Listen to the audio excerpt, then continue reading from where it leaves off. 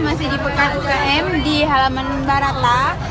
Di gerobak Teteh ini banyak macamnya deh ya, makanannya ada. Tadi kita udah nyobain cilok. Yang ini bumbunya cireng. ini Cireng salju digoreng dulu, baru nanti siram pakai kuahnya. Oh, ini kuahnya ya? Ya, ini kuahnya. Ini maksudnya udah digoreng? Belum. Nanti kita goreng di rumah sebentar aja, nanti disiram pakai kuahnya. Oh, ini praktis sekali teman-teman, bisa digoreng kapan aja. Iya. Dan ini ada Sebelah seblak. homemade Ini bikinnya di sini tah? di sini, teteh yang buat.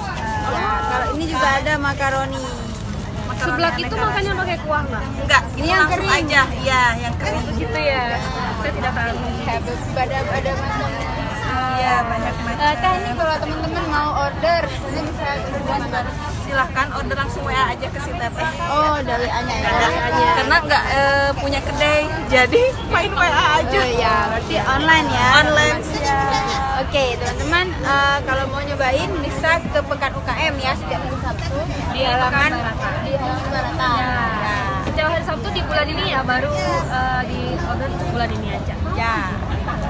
Oke teman-teman, sampai jumpa. Ciao. Terima kasih.